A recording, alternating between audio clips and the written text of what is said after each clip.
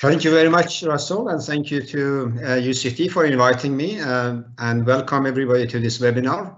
It's a great pleasure for me to be here and to share this panel with my good friend, Professor Alan Hirsch.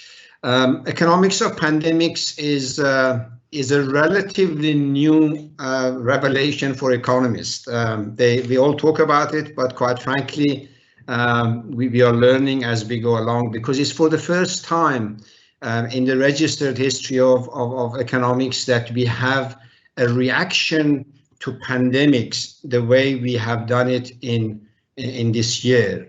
I say this because, not because we haven't had pandemics before, we've had, but we've never had a situation where relatively all over the world, governments in a coordinated way and nations in a voluntary manner have agreed to shut the economy down, or a great part of it. That is new.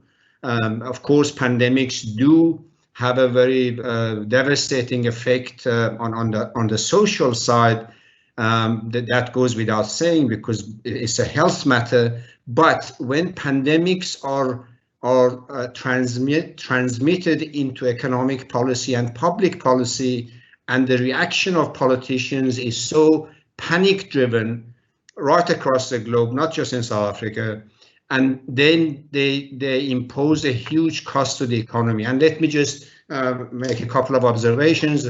Most of you have followed the events globally to know that over the past 2 months, we have pretty much cut the global transportation aviation industry by about 90%. So about 10% of what used to operate, it's operating now, and it's operating under cargo mostly. We have shut down hospitality industry pretty much across the globe and within nations. It's for the first time in the South, North, developed, underdeveloped, and emerging economies. Therefore, broadly, within 2 months, we have shut down something between 45 to 60% of the production side of the economy, both on the production as well as on the services sector. This is a new thing. This is not a case of economic recession. It is not a case of financial crisis that we've had almost 10 years ago, 2008, 2009. So there is no comparable basis for what you're experiencing now.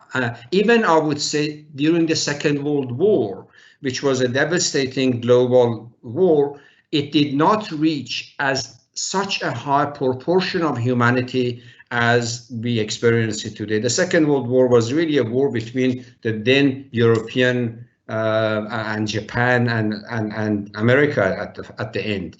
The rest of the globe on the production side was not affected. And even during the Second World War, governments did not shut the economies down. They converted some of the factories to making bullets and uniform and boots for the soldiers, but they didn't shut the economy down. So I emphasize this because it manifests some interesting problems in our economies to begin with.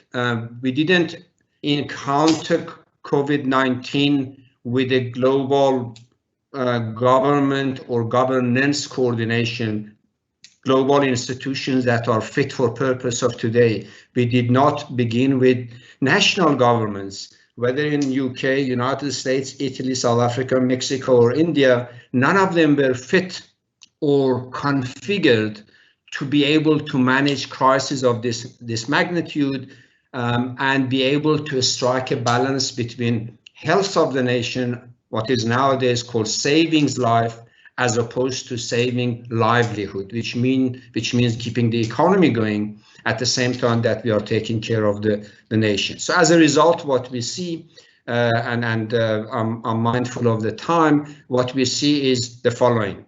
Right across the globe, governments, out of panic, they've shut the economy down and they've started printing money, printing or incurring debt for the future generations.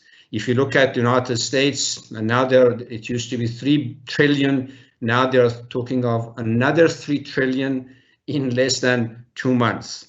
The UK has printed equivalent of 15% of its GDP in new cash for the first time. South Africa, as you know, $500 billion up to now, and I can assure you when the budget comes out later this evening, the minister will make statements that would say, well, I'm not sure, we have to keep the nations alive, and this is the best we can do now, but expect more changes, which means we're going to incur more and more debt, which is inevitable. So the nations, in terms of their response, governments particularly, because they weren't prepared, they are now creating debt at a rate like never before. At the same time, we are creating unemployment at a rate never before. Of course, countries like South Africa, we had already high, extremely high and structural unemployment.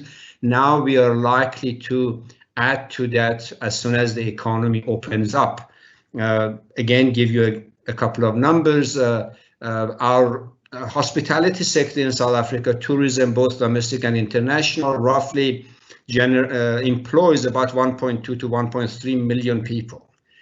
Chances are that when the economy opens up and the lockdown completely disappears, that sector will lose something between 400,000 to 600,000 of its jobs for good and for the next while. Our aviation industry, our motorcar industry, our transportation, logistics, and so on, all of them are going to feel the pinch and the damage of the type of shutdown that has happened, not only in South Africa, but also globally. If you look at an economy like China, that has never for the past 40 years experienced what recession is, they're going to recession for the first time.